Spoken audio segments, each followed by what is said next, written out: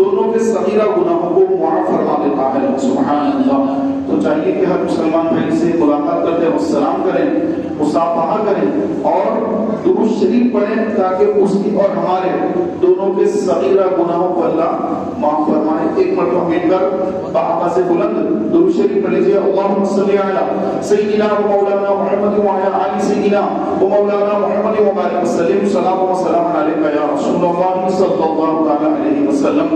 محترم پیارے بھائیوں، ماہ رمضان شریف کی آمد ہے اور شعبان المعظم کا مہینہ ہم سے رخصت ہونے کو ہے اور ماہ رمضان کی آمد ہے۔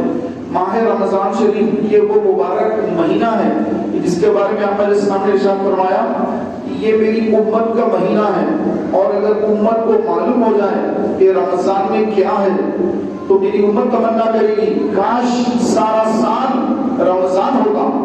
تو ہم اس سے غافل ہیں۔ ماہ رمضان کیا ہے، اس کے روزے کیا ہے، اس کی عبادت کیا ہے، اللہ تعالیٰ نے اس میں ہمارے لیے کیا رکھا ہے، ہماری اکثریت اس سے غافل ہے، نہیں معلوم اس میں کیا ہے۔ ہمارے آقا علیہ السلام نے فرمایا کہ رمضان کا ایک روزہ جو بلا عذر کیا ہے، بیمار ہونا عذر ہے، مسافر ہونا عذر ہے، تو بلا عذر شرعی کے یعنی نہ وہ بیمار ہے نہ وہ سفر میں ہے، اب اس کے باوجود اگر وہ ایک بھی روزہ اگر رمضان کا چھوڑ دیتا ہے اور اس کی تلافی کے لیے زندگی بھر روزے رکھے کبھی اس ایک روزے کا ثواب حاصل نہیں کر سکتا۔ اتنا زیادہ ثواب ماہ رمضان کے روزوں کا ہے۔ فرمایا قیامت کا دن ہوگا اور جو رمضان کے روزے رکھنے والے ہوں گے، صائمین روزہ رکھنے والے، تو اللہ تبارک و تعالیٰ ان کو باب الریان، ایک جنت کا دروازہ ہے جس کا نام ریان ہے، تو باب الریان اس کا نام ہے، اس دروازے سے فرشتے اس کو بلائیں گے کہ اے جنتی اس دروازے سے داخل جنت ہو جاؤ، آجا اس سے داخل جنت ہو جاؤ۔ تو اس طرح اس کو پکارا جائے گا، بلایا جائے گا اور وہ داخل جنت کر دیا جائے گا۔ محترم بھائیوں، رمضان شریف کی آمد سے پہلے رسول پاک علیہ السلام نے ایک خطبہ دیا، ایک خطبہ ارشاد فرمایا، تو یہ کیا تھا؟ استقبال ماہ رمضان تھا۔ رمضان میں کیا ہے اس کی برکتیں بتانے کے لیے نبی کریم علیہ السلام نے شعبان کی 29 تاریخ کو صحابہ کرام علیہ الرضوان میں ایک تقریر ارشاد فرمائی، ایک بیان فرمایا، ایک خطبہ دیا، اور وہ خطبہ یہ تھا جس کا اردو میں مطلب یہ ہے کہ اے لوگوں، ایک مہینہ تم پر سایہ فگن ہے، یعنی تم پر آنے والا ہے، اس کا سایہ آنے والا، تم پر آنے والا ہے، ایک مہینہ تم پر سایہ فگن ہے جس کا پہلا عشرہ یعنی 10 کو کہتے ہیں، جس کا پہلا عشرہ یعنی پہلے 10 دن رحمت کے ہیں، اور اللہ کی رحمت سے بڑھ کر کوئی شے نہیں، کوئی چیز نہیں۔ فرمایا اس کا پہلا عشرہ رحمت کا ہے اور دوسرا عشرہ یعنی دوسرے 10 دن مغفرت کے ہیں، یعنی گناہوں کی بخشش کے ہیں، گناہوں کو معاف کرنے کے ہیں، مغفرت کا ہے۔ پھر فرمایا تیسرا عشرہ آگ سے آزادی کا ہے، آگ سے آزادی یعنی جہنم کی آگ جو ہے اس آگ سے آزادی کو ملنے والا عشرہ ہے۔ تو یہ 3 عشرے بھی بڑے مقدس ہیں، پہلا رحمت کا عشرہ، دوسرا مغفرت کا عشرہ، اور تیسرا آگ سے آزادی کا عشرہ، جہنم کی آگ سے آزادی مل جائے، جس کو آگ سے نجات مل گئی اس کو بڑی کامیابی مل گئی۔ آقا علیہ السلام نے فرمایا اس کے آخری عشرے کی تاک راتوں میں شب قدر کو تلاش کرو، اس میں ایک رات ہے، وہ اتنی اہم رات ہے کہ وہ رات اللہ تبارک و تعالیٰ نے اس رات میں فرشتوں کا نزول فرماتا ہے، فرشتے نازل ہوتے ہیں اور جو لوگ دعائیں کرتے ہیں ان کی دعاؤں پر آمین کہتے ہیں، عبادت کرنے والوں سے خوش ہوتے ہیں اور ان سے مصافحہ کرتے ہیں، یعنی ہاتھ ملاتے ہیں۔ پوچھا گیا علماء سے پوچھا گیا کہ یہ ہاتھ جب فرشتے ملاتے ہیں تو ہمیں تو پتہ نہیں چلتا کہ فرشتوں سے ہاتھ ملا رہے ہیں، انسان سے ہاتھ ملا تو پتہ چلتا ہے، اب فرشتوں سے ہم ہاتھ ملائے یا نہیں ملائے ہمیں کیسے معلوم ہو؟ کیونکہ شب قدر میں فرشتے نازل ہوتے ہیں اور مصافحہ کرتے ہیں اللہ کی نعمتوں سے جو عبادتوں وغیرہ میں رہتے ہیں. تو فرمایا کہ عبادت کے دوران یعنی تلاوت کر رہے ہیں، ذکر کر رہے ہیں یا کوئی بھی عبادت میں مصروف ہے، اس دوران اگر کسی کے رونگٹے کھڑے ہو جائیں، کسی کے رونگٹے کھڑے ہو جائیں تو سمجھ لے کہ اس سے فرشتہ مصافحہ کر رہا ہے. اس کے کہتے ہیں عام طور پر میرے آنکھ پہ کانٹے آ گئے، ہم بول چال میں کہتے ہیں آنکھ پہ کانٹے آ گئے. تو یہ کتابی جو معاملے ہوتے ہیں اس کے اندر یہ لکھا ہوتا ہے کہ رونگٹے کھڑے ہو جاتے ہیں، رونگٹے کھڑے ہو جانا یعنی جو بال ہے جسم کے بال وہ کھڑے ہو جاتے ہیں، رونگٹے کھڑے ہو جانا. تو جو عبادت کر رہے ہیں تو فرشتے ان سے مصافحہ کرتے ہیں. تو جس سے فرشتے مصافحہ کریں اس کی عبادت کا کیا کہنا، اس کی نمازوں کا کیا کہنا، اس کی تلاوت کا کیا کہنا، اس کے ذکر کا کیا کہنا کہ اللہ کی نوری مخلوق اس سے مصافحہ کر رہی ہے. انشاءاللہ اس کی عبادت اللہ کی بارگاہ میں قبول کی قبول. فرمایا گیا کہ وہ اتنی اہم رات ہے کہ اس رات سے جو غافل رہا وہ حقیقت میں غافل ہی ہے اور وہ اس کے مقدر ہی میں پیچھے ہو گیا ہے، مقدر ہی میں وہ پیچھے چلا گیا، اس کے مقدر ہی میں وہ اپنے آپ کو پیچھے کر لیا. تو میرے پیارے بھائیوں وہ اہم رات شب قدر اس کے بارے میں بھی مخفی رکھا گیا، اس کو ظاہر میں کر دیا گیا. فرمایا طاق راتوں میں تلاش کرو، 21 23 25 27 29 یہ طاق راتوں میں اس کو تلاش کرنے کا حکم دیا گیا. اور اس کی تلاش کے لیے بہترین ذریعہ 10 دن کا مسنون اعتکاف جو رسول کریم علیہ السلام کی سنت مبارکہ ہے. تو یہ 10 دن کا جو اعتکاف کرنے والا مسلمان بھائی ہے الحمدللہ وہ 10 دن مسجد میں رہتا ہے، 10 راتیں مسجد میں رہتا ہے تو ایک رات یقیناً اس میں سے شب قدر ہوتی ہے جس کو وہ پا لیتا ہے. فرمایا کہ شعبان المعظم کی آخری دنوں میں صحابہ کرام علیہ رضوان یہ کام میں مصروف ہوتے کہ جن جن کے جو معاملات ہوتے وہ معاملات ہر ایک کے ساتھ ختم کرتے. مثلا کسی سے پیسہ لینا ہے، پیسہ آنا ہے، اسے پیسہ لے لیتے، کسی کو پیسہ دینا ہے، قرض واپس کرنا ہے، قرض واپس کر دیتے. جو بھی کاروباری معاملات ہوتے شعبان میں مکمل ختم کر دیتے. اور رسول کریم علیہ السلام خود بنفس لفیظ جن گناہگاروں کو جن پر گناہ سرزد ہو گیا، اسلامی سزا سرزد ہو گئی جس کو حد کہتے ہیں، حد لگانا یعنی اگر کسی نے چوری کی اس کا ہاتھ کاٹنے کا حکم ہے، کسی نے زنا کیا تو اس کو کوڑے مارنے کا حکم ہے، اور اگر نعوذ باللہ اور غلط حرکتوں میں ملوث ہو گیا تو اس کو سنسار کرنے کا حکم ہے، یعنی بیچ میں ٹھہرا کر چاروں طرف سے پتھر مار مار کے اس کو ختم کر دینے کا حکم ہے. تو یہ شرعی حد ہوتی ہے. یہ مسلمان رہ کر اگر کوئی ایسا گناہ کرے یا قتل کرے، جو بھی جرم کرے، گناہ کرے تو اس کی سزائیں نہیں. یہ سزا کب ہوتی ہے؟ جب اسلامی قوانین نافذ ہوں، جب شریعت کا قانون نافذ ہے، اسلامی مملکت ہے تو یہ سارے قوانین نافذ ہوتے ہیں. لیکن اسلامی حکومت نہیں ہے، ہاں مسلمانوں کی حکومت ہے لیکن اسلامی قوانین نافذ نہیں ہے تو وہاں پر ایسی کوئی حد قائم نہیں ہوتی. حد وہیں پر قائم ہوتی ہے جہاں پر اسلامی لا یعنی شریعت، جہاں شریعت کا نفاذ ہے وہیں پر یہ تمام حد قائم ہوتی ہے. تو رسول کا دور ہے، حضور سے بڑھ کر تو کوئی دور ہی نہیں، حضور کے دور سے بڑھ کر تو کوئی دور ہے ہی نہیں. سب سے اعلیٰ دور سرکار نے فرمایا سب سے بہترین دور میرا دور، اس کے بعد کا دور صحابہ کا دور وہ اس سے درجے میں کم، اس کے بعد کا جو دور ہے وہ تابعین کا دور وہ اس سے بھی درجے میں کم ہے.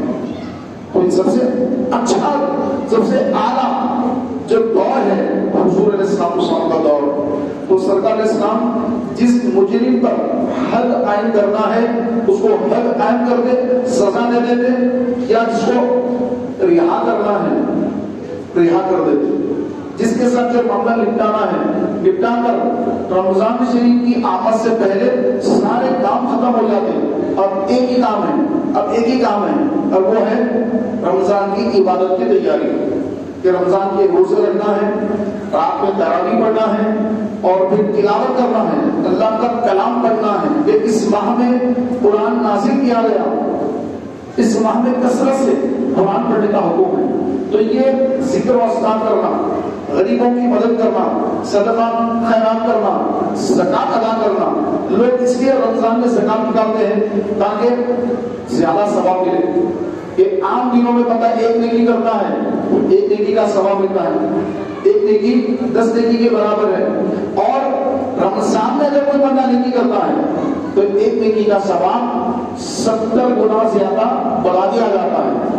اگر 1000 روپیہ زکات دیا رمضان میں تو 70,000 زکات دینے کا ثواب ملے گا، تو ایک نیکی 70 نیکی کے برابر۔ تو رمضان یہ ہے کہ اس میں اگر آقا نے سامنے فرمایا کہ سرکش شیاطین جکڑ دیے جاتے ہیں، یعنی جو انسان کے دل میں وسوسہ ڈالنے والے شیاطین ہیں، ان شیطانوں کو زنجیروں میں جکڑ دیا جاتا ہے، قید کر دیا جاتا ہے، اور عبادت کا ثواب بھی بڑھا دیا جاتا ہے۔ اور جب مسلمان روزہ رکھتا ہے تو روزے رکھنے کی وجہ سے پیٹ کے بخارات اوپر آتے ہیں تو منہ میں بو ہو جاتی ہے، منہ میں قسم کی بو ہو جاتی ہے۔ تو آقا علیہ السلام نے فرمایا روزے دار کی منہ کی بو اللہ کے نزدیک مشک سے زیادہ معطر ہوتی، کتنا زیادہ اللہ اس کو پسند فرماتا ہے کہ یہ بندہ میرے لیے بھوکا ہے، میرے لیے پیاسا ہے، میرے لیے اس نے اپنے آپ کو اپنی حلال بیوی سے دور کر لیا، میری خاطر اس نے سب کو چھوڑ دیا، اگرچہ کہ اپنے گھر کے کمرے میں تنہا ہے، چاہے تو کھا لے پی لے، لیکن میرے خوف سے یہ رکا ہوا ہے، اس کے منہ میں بو ہو گئی ہے، تو وہ بو اللہ کے نزدیک سرکار علیہ السلام فرماتے ہیں مشک سے زیادہ خوشبودار ہے۔ فرمایا کہ رمضان میں اگر کسی کو موت آئے تو جہنم کے دروازے مسلمانوں کے لیے بند کر دیے جاتے ہیں، اور جہنم کے دروازے کافروں کے لیے کھلے ہیں، مسلمانوں کے لیے بند ہیں، اور جنت کے دروازے مسلمانوں کے لیے کھلے ہیں، کافروں کے لیے بند ہیں۔ رمضان میں کوئی مرتا ہے، کیا پیاری موت ہے۔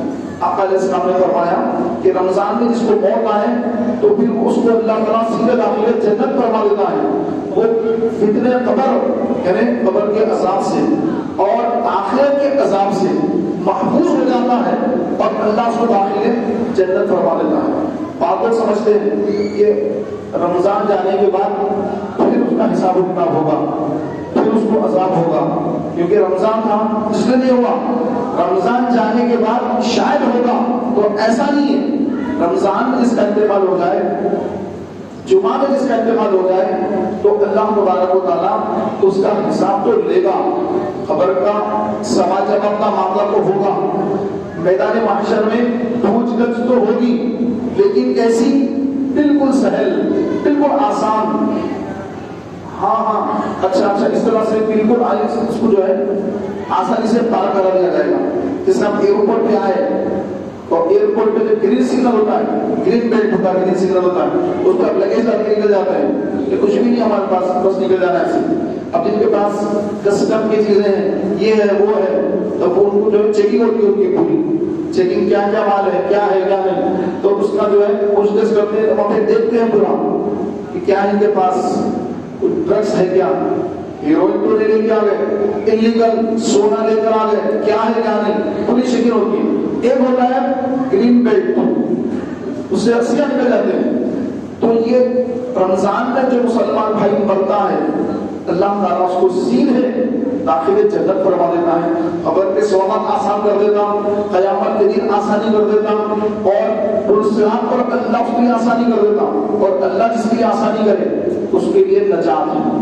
تو رمضان میں جس کو موت آئے مسلمان کو تو سیدھے داخل جنت ہوتا ہے، اور اگر کوئی منافق، بدخیلہ، رسول کا گستاخ یا جو بھی فرقے مسلمانوں کے اندر اہل سنت و جماعت کو چھوڑ کر جتنے گمراہ فرقے جن کی گمراہیت حد کفر تک پہنچ گئی، جن کی گمراہیت حد کفر تک پہنچ گئی، ویسا مسلمان جو اپنے آپ کو بظاہر مسلمان کہہ رہا ہے، لوگ اس کو بھی جو ہے اس کی بھی مغفرت کی دعا کرتے رہتے ہیں، گستاخ رسول کی بھی دعا کرتے ہیں، تو کسی گستاخ کی مغفرت کی دعا کرنا منع ہے۔ تو میرے پیارے بھائیوں، کہ جو گستاخ رسول مرتا ہے یا کسی قسم کا ایسا بدعقیدہ جس کی بدعقیدگی حد کفر تک پہنچ گئی، اگر وہ رمضان میں بھی مرے تو سیدھے جہنم میں داخل کر دیا جاتا ہے، کیونکہ یہ دروازے، جنت کے دروازے صرف مسلمانوں کے لیے، مومنوں کے لیے، رسول کے چاہنے والوں کے لیے، حضور علیہ السلام سے محبت کرنے والوں کے لیے۔ باقی جو بدعقیدے ہیں یا کفار ہیں، مشرکین ہیں، یہود نصارہ ہیں، یہ اگر رمضان میں بھی مر جائیں تو ان کو کوئی فرق نہیں پڑے گا، تو کوئی فائدہ حاصل نہیں ہوگا۔ رمضان میں مرنے کا فائدہ صرف اور صرف مسلمانوں کو ملے گا۔ جو منافق ہے یا جن کا عقیدہ باطلہ ہے ان کو کوئی فائدہ نہیں پہنچے گا۔ میرے پیارے بھائیوں، ہمارے آقا علیہ الصلوۃ والسلام نے رمضان کے بڑے فضائل بیان فرمائے، بہت سارے اس کے فضائل بیان فرمائے، اور علماء نے لکھا ہے کہ رمضان شریف کے اندر تراویح کا جو حکم دیا گیا، کیونکہ بعض ہمارے بھائی ایسے بھی ہیں کہ شروع میں چند دن، 5 دن 6 دن میں تراویح کے 6 پارے پڑھ لیتے ہیں، 5 پارے پڑھ لیتے ہیں، چلے ہمیں قرآن ہو گیا، اب چھوڑ دیا، عشاء پڑھے گھر چلے گئے، یا عشاء پڑھے دوسرے کاموں میں لگ گئے۔ ایسا غلط طریقہ ہے۔ صحیح طریقہ یہ ہے کہ رمضان میں تراویح 20 رکعت پڑھنا یہ سنت موقدہ ہے۔ حضور علیہ السلام نے 3 دن نماز پڑھی تراویح، اس کے بعد سرکار نے روک دیا۔ کیوں؟ اس لیے روک دیا کہ یہ میری امت پر اللہ فرض نہ کر دے، امت مشقت میں نہ پڑ جائے، سرکار نے روک دیا۔ اس کے بعد پھر فاروق اعظم کا دور آیا، صدیق اکبر کا 2 سال 6 ماہ کا دور گزر گیا، اور فاروق اعظم کا دور آیا۔ تو فاروق اعظم کے دور میں حضرت ابی ابن کعب رضی اللہ تعالیٰ عنہ، یہ سب سے بہترین قرآن پڑھنے والے صحابہ میں، سب سے بہترین قرآن پڑھنے والے حضرت ابی بن کعب رضی اللہ تعالیٰ عنہ۔ حضرت ابی بن کعب مسجد نبوی شریف میں تراویح پڑھا رہے ہیں، صحابہ پیچھے کر کے نماز پڑھ رہے ہیں تراویح۔ فاروق اعظم کا دور ہے، فاروق اعظم مسجد میں تشریف لے آئے اور دیکھ کر فرمایا کیا ہی اچھی بدعت ہے، کیا ہی اچھا طریقہ ہے، کیا ہی اچھی بدعت ہے۔ پھر صحابہ نے 20 رکعت پڑھی، فاروق اعظم نے اس کو سرکاری طور پر 20 رکعت کا نفاذ کر دیا کہ اب سے ہمیشہ مسلمان رمضان میں 20 رکعت تراویح پڑھیں گے۔ حضرت عثمان موجود، حضرت علی موجود، اجلہ صحابہ موجود، احدی صحابہ، بدری صحابہ موجود، عشرہ مبشرہ یہ موجود، حضرت علی موجود۔ کسی نے یہ نہیں کہا کہ اے عمر، اے امیر المومنین یہ کیا کر رہے ہیں آپ، ایسا نہیں فرمایا، کیونکہ سب نے یہ فرمایا کہ بالکل صحیح، بالکل صحیح، 20 رکعت بھی پڑھنا چاہیے۔ اور سرکار نے سامنے فرمایا میرے بعد میرے خلفاء راشدین کی اتباع تمہارے لیے لازم ہے۔ اور ایک جگہ یہ بھی فرمایا کہ جو میری اور میرے صحابہ کی سنت پر عمل کرے وہ راہ راست پر ہے، سیدھے طریقے پر ہے۔ تو صحابہ کا طریقہ جو اپنا لے وہ راہ راست پر ہے، کبھی گمراہ نہیں ہوگا۔ تو الحمدللہ اس دور سے آج تک مسلمان 20 رکعت نماز تراویح پڑھتے آ رہے ہیں۔ 1400 سال ہو گیا، 1450 سال ہو گیا، اور انشاءاللہ صبح قیامت تک 20 رکعت نماز تراویح پڑھی جاتی رہے گی۔ تو میرے پیارے بھائیوں، 20 رکعت تراویح میں ایک قرآن ختم کرنا یہ سنت ہے، ایک قرآن ختم کرنا، اور روزانہ چاند رات سے چاند رات تک، چاہے 29 دن ہو 30 دن ہو، روزانہ 20 رکعت تراویح پڑھنا یہ سنت ہے۔ تو اگر کوئی الگ طرح پڑھنا چاہ رہا کہ میں 3 پارے پڑھنے تھک جا رہا ہوں، کام کر کے آگے تھکان ہو جاتی ہے، نہیں پڑھ سکتا، الگ طرح بھی پڑھ سکتا ہے، سفا پارا بھی پڑھ سکتا ہے، جتنا چاہے پڑھ سکتا ہے، لیکن چاند رات سے چاند رات تک 20 رکعت تراویح پڑھنا ہی پڑھنا۔ اب اس میں الگ طرح پڑھ لے، سوا پارا پڑھ لے، 3 پارے پڑھ لے، جتنی طاقت ہے پیروں میں ٹھہرنے کی طاقت ہے اتنا ٹھہر کے پڑھے، لیکن 20 رکعت لازمی پڑھے۔ اب اگر جس کو پیروں میں درد ہے، ٹھہر کے نہیں پڑھ سکتا، تو اجازت ہے بیٹھ کے پڑھ لے، بیٹھ کے پڑھ لے، لیکن چھوڑے نہیں۔ میرے گھٹنوں میں بہت درد ہے صاحب، تو ہماری گھٹنوں میں درد ہے تو آپ بیٹھ کے پڑھ لیجیے۔ گھٹنوں میں درد ہے، گھٹنے باہر سے برابر ہے، نماز کے اندر بھی گھٹنے درد کیا لگایا۔ تو یہ طریقہ جو ہے ہمارا رمضان کے اندر بھی ہوتا ہے، جبکہ شیاطین جکڑ دیے گئے، قید کر دیے گئے، لیکن ہماری جو ہے عادت عبادت سے جی چھڑانا رمضان میں بھی باقی ہے۔ پوچھا گیا کہ رمضان میں تو شیاطین تنگ رہتے ہیں، پھر یہ عبادتوں سے جی چھڑانا کیوں ہے مسلمانوں کا؟ تو فرمایا علماء نے مثال دی کہ اگر کوئی بندہ سائیکل چلا رہا ہو، پیڈل مار رہا ہو، اور پیڈل مارنا روک دے تو کیا اس کی سائیکل رک جائے گی؟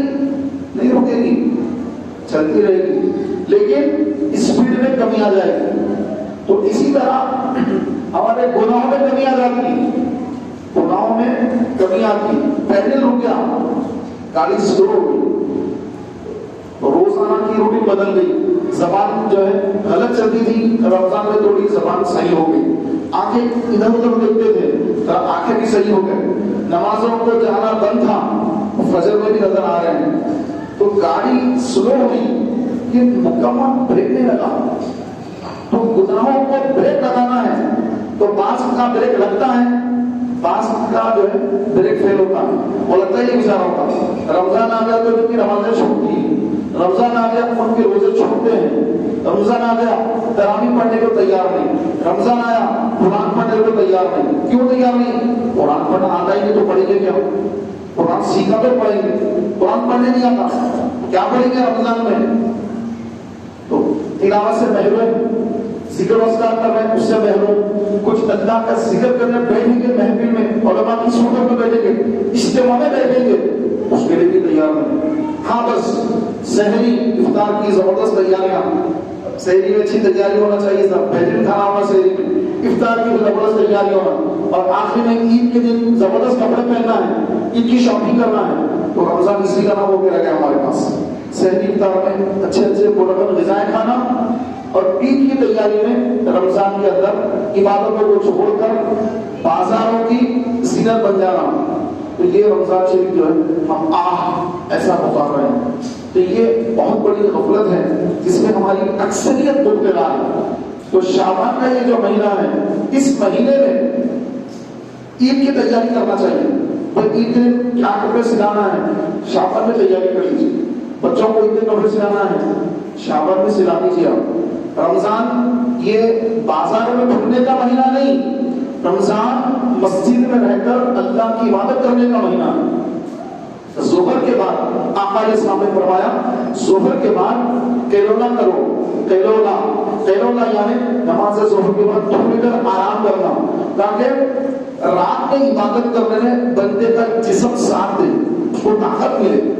تو ظہر کی نماز پڑھنے کے بعد بندہ 1 گھنٹہ آرام کر لے تاکہ اس کو راحت مل جائے، سکون مل جائے۔ پھر وہ چونکہ سحری کرنا ہے، سحری کرنا ہے، تہجد پڑھنا ہے، تو 1 مہینہ تو سب تہجد پڑھتے ہیں۔ بعض ایسے بھی بھائی ہیں کہ ان کو موقع بھی ہے، وقت بھی ہے، اچھا اٹھے بھی ٹائم پر، سحری کے ٹائم پر اٹھے ہیں، 5 منٹ 3-4 منٹ میں 2 رکعت تہجد ہو سکتی ہے۔ لیکن کئی بھائی ایسے ہیں کہ رمضان میں بھی تہجد ان کو میسر نہیں ہے، رمضان میں بھی تہجد پڑھنے سے پیچھے رہ جاتے ہیں، تو یہ غفلت ہے۔ تو غفلت کا شکار نہ ہو، بلکہ شیطان قید میں ہے اپنے اندر، اب بھٹکانے والا اور کوئی نہیں، نفس ہے، ہمارا نفس ہے۔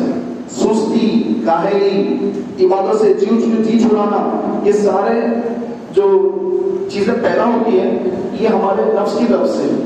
تو اپنے نفس کی نہیں سننا ہے، نفس کو مارنا ہے۔ تو نفس مرتا کس سے ہے؟ نفس مرتا ہے اس کی مخالفت سے۔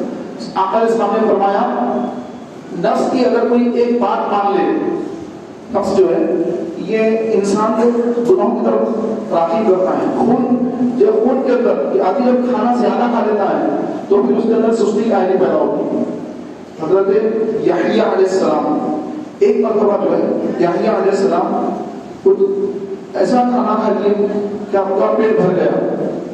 ہمیشہ تو انبیاء کا طریقہ تھوڑا ہی کھانا کھاتے ہیں. اتنے بعد سے کچھ کھانا ایسا تھا کہ آپ کھانا کھا کے پیٹ بھر گیا, آپ کو نیند کا غلبہ ہو گیا, آپ آرام کر لیے. تو اللہ تعالیٰ نے وہی فرمائی کہ اے یحییٰ, کیا تو نے اتنا کھا لیا کہ مجھ سے بہتر کر کچھ ہو گیا, یا تو پھر عبادت کو چھوڑ کر کیا تو نیند کے آغوش کو چلا گیا؟ یہ سوال اللہ کی طرف سے. تو جو انسان زیادہ کھا لیتا ہے, زیادہ اس کے پیٹ میں آ جاتا ہے, تو سستی کاہلی پیدا ہو جاتی ہے. تو افطار کرنے کے بعد اب جو ہے دن بھر بھوکے تھے, افطار کر لیے, اب پیٹ بھر کھانا کھا لیے, اب عشاء کی نماز کو آنا مشکل ہو جاتا ہے, تراویح میں ٹھہرنا مشکل ہو جاتا ہے. تراویح میں ٹھہرا بندہ تب اس کو نیند کا غلبہ ہوتا ہے, آنکھیں بند نیند میں جو ہے غلبہ ہے. کیوں؟ کیونکہ پیٹ بھر کھانا جو کھا لیا. تو نہیں, تھوڑا سا کھانا کھا لے بندہ, تراویح کے بعد کھا لوں گا کھانا, ابھی تھوڑا کھانا کافی ہے, آدھا پھلکا کھا لے, آدھا پھلکا کھا لے, تھوڑا سا کھانا لے لے اور روک دے اپنے آپ, نہیں میں پیٹ بھر کے نہیں کھاؤں گا. بس تراویح پڑھنے کے بعد اب کھانا کھا لے چاہے تو, چونکہ شریر میں بھی کھانا کھانا بھی ہے اس کو, تو زیادہ بھی جو کھانا نہ پیٹ میں بھرے, کیونکہ رمضان کے اندر جو ہے صحت بنانے کا مہینہ ہوتا ہے رمضان, کہ آدمی دبلا ہونے کے لیے بڑی محنتیں کرتا ہے, یار میرا ویٹ کم ہو جائے. یہ ہر آدمی کا ساتھ دوسرے لوگوں کے ساتھ رہتا, ہر ایک کا الگ الگ معاملہ ہے. تو کوئی دبلا ہونا چاہتا, میرا ویٹ کم ہو, تو ویٹ کم کرنے کا مہینہ آ گیا, تو دن بھر میں بھوکے ہیں اور رات میں سموسے یہ وہ کھانا کے رمضان سے زیادہ, غیر رمضان سے زیادہ رمضان میں کھا رہے ہیں. دن میں روزان رات بھر صحیح ہونے تک بس یہ وہ کھاتے چلے جا رہے ہیں, تو ویٹ کہاں سے کم ہوگا, اور بڑھ جائے گا ویٹ. بعض ایسے بھائی ہیں رمضان میں ویٹ بڑھ جاتا ہوگا, رمضان میں اور ویٹ بڑھ جا رہا ہے, ایسے بھی لوگ ہیں. تو یہ رمضان کا جو مبارک مہینہ ہے ویٹ کم کرنے کا مہینہ ہے. آقا علیہ السلام نے فرمایا سومو تصدقوا, روزہ رکھو صحت یاب ہو جاؤ گے, روزہ رکھو صحت یاب ہو جاؤ گے. چائنا کے ڈاکٹرز ان لوگوں نے ایک ریسرچ کیا کہ آدمی کو جو ہے کینسر سے کیسا بچنا چاہیے. کینسر کیسا مرض ہے, اگر کسی کو آ گیا تو انسان مر جاتا ہے. اسٹیج ہے اس کو, پہلا اسٹیج, دوسرا اسٹیج, تیسرا, چوتھا اسٹیج, وہ معلوم ہی نہیں ہوتا کب آگا کیا ہو گیا. کئی لوگوں کو باتیں معلوم ہوتا ہے فورتھ اسٹیج پہ اب کیا کریں گے. تو فرمایا گیا کہ جو بندہ روزے رکھے وہ صحت یا حدیث پاک ہے. اب ڈاکٹروں نے یہ سرچ کیا کہ اگر سال بھر میں اگر کوئی بندہ 20 سے 25 دن بھی, کم سے کم 20 سے 25 دن اگر 12 سے 15 گھنٹے اگر بھوکا رہے گا تو اس کو کبھی بھی کینسر نہیں ہوگا, اس کو کبھی کینسر نہیں ہوگا. تو ہمارے پاس الحمدللہ 20 سے 25 نہیں, الحمدللہ 29 سے 30 دن ہوتے ہیں. الحمدللہ کوئی انسان 29 روزے تو کسی 30 روزے, 12 گھنٹے تو کبھی 15 گھنٹے کا روزہ. تو روزہ رکھنے سے صحت یاب کیسے ہوتے ہیں, پوچھا گیا ڈاکٹروں سے کہ ایسا کیسا ہوتا, تو کہا گیا, ڈاکٹر نے جواب دیا, سائنس جواب دے رہی ہے, سرکار تو پہلے فرما دی ہے, 14.5 سال پہلے سرکار فرما دی ہے. اب ڈاکٹر سے کہ کیسا جو بندہ کینسر سے بچنا ہے, تو ڈاکٹروں نے کہا کہ جب آدمی کے پیٹ میں 12 سے 15 گھنٹے تک کھانا وغیرہ کچھ نہ ہو, تو پھر جو چیز ہضم کرنا ہے, کیونکہ ہضم تو ضروری ہے, اندر گرنی تو چل رہی ہے, اب اس کو کچھ نہ کچھ ہونا, تو اب وہ جو گرنی ہماری میدا جو ہے وہ اب ایسے چیزوں کو ہضم کرنا شروع کر دیتا جو پیٹ کے اندر بیماری پیدا کر رہے تھے, کینسر کی طرف لا رہے تھے, طرح طرح کے بیماری کی طرف لا رہے تھے. اب ان چیزوں کو خود ہمارا میدا ہضم کرنا شروع کر دیتا, اور اس طرح اس کا جو بھوکا ہے, اس کا بھوکا رہنا, اس کا بھوکا پیٹ جو ہے وہ پیٹ کی ان بیماریوں کو ہضم کر رہا ہے جو ہمارے لیے موت کے باعث بننے والے تھے. اس طرح وہ کینسر, وہ السر, وہ فلاں پیٹ کی جتنی بیماریاں ہیں وہ ساری بیماریاں میدا ہضم کر کے ختم کر رہا ہے. بندہ صحت یاب ہو رہا، یہ ڈاکٹروں کا کہنا ہے. تو میرے پیارے بھائیوں، یہ بات ریسرچ کر کے کئی ڈاکٹروں نے اسلام قبول کر لیا، کیونکہ یہ 1 مہینے کے روزے رکھنا نہ یہ توریت میں ہے، نہ زبور میں ہے، نہ انجیل میں ہے، نہ اور دوسرے جو ادیان ہیں ان میں 30 روزے رکھنا کہیں نہیں. 1 مہینے کے روزے رکھنا، روزے تو پہلے سے آ رہے ہیں، آدم علیہ السلام کے دور سے روزے آ رہے ہیں. نوح علیہ السلام بھی رکھے روزے، موسیٰ علیہ السلام بھی روزے رکھے، سب امت نے روزے رکھے، ہر نبی روزے رکھے، ہر نبی کی امت نے روزے رکھے. لیکن ہمارے جو روزے ہیں 30 دن کے روزے، یہ 30 دن کے روزے اللہ نے اپنے پیارے محبوب کے صدقے پر محبوب کی امت کو عطا فرمایا، اور اس کی برکت سے اللہ ہمیں صحت بھی عطا فرما رہا ہے، صحت بھی دے رہا ہے، عظیم و شان ثواب بھی دے رہا ہے. یہ رحمت اور برکتوں کا مہینہ ہے. آقا علیہ السلام نے فرمایا کہ رمضان کے مہینے میں اللہ تبارک و تعالیٰ آسمان دنیا پر تجلی فرماتا ہے، جیسے شعبان کی 15 تاریخ کو، اس طرح ماہ رمضان میں تو روزانہ آسمان دنیا پر اللہ تعالیٰ خصوصی تجلی فرما کر اپنے بندوں سے فرما رہا ہے کہ ہے کوئی بخشش کا طلبگار اس کو بخش دو، ہے کوئی بیمار صحت یاب ہونے کا طلبگار اس کو صحت عطا کر دو، ہے کوئی رزق مانگنے والا اس کو رزق عطا فرما، ہے کوئی مانگنے والا اس کو دو. تو رمضان کا پورا مہینہ یہ ہے، پورا ماہ یہ دیکھیے لوٹنے کا مہینہ ہے. اس میں اپنے آپ کو پیارے بھائیوں دیگر مصروفیات سے بچا کر اللہ تبارک و تعالیٰ کی عبادت میں مولا کو راضی کرنے میں، کیونکہ فرمایا گیا کہ جس کا رمضان جیسا گزرنا ہے سال بھر اس رمضان کے اثرات مرتب ہوتے ہیں. اگر رمضان میں اگر وہ جماعت چھوڑ کے ادھر کئی گھر میں پڑھ لیا، ادھر پتہ میں نماز پڑھ لیا جماعت کو چھوڑ کر، یا اور کسی کام میں چلے گیا وہاں نماز پڑھ لیا، یا کبھی پڑھا کبھی نہیں پڑھا، اس طرح جو بالکل لائٹ لے لیا، جماعت کا اہتمام نہیں کر رہا، تو سال بھر اس کا ایسے رہتا ہے. ادھر جماعت ہوتی رہتی، دور دور بھر کہیں نہ کہیں نماز پڑھ لیتا رہتا. نماز چھوڑ دیا رمضان میں، اور سال بھر میں جو نمازیں چھوڑتے رہتی ہیں نمازیں قضا ہوتی رہتی، کبھی فجر چھوٹ رہی ہے، کبھی ظہر چھوٹ رہی ہے، کبھی عصر چھوٹ رہی ہے، کبھی مغرب تو کبھی عشاء چھوٹ رہی ہے. کوئی شوق کوئی جذبہ نہیں، بس سستی کاہلی، پورا سال سے گزر رہا ہے. کیوں؟ رمضان کے اندر کوئی اپنا جو جوش بلبلہ جذبہ کچھ نہیں تھا. جبکہ شیطان بند تھا تو اس کے اندر کوئی جوش نہیں تھا.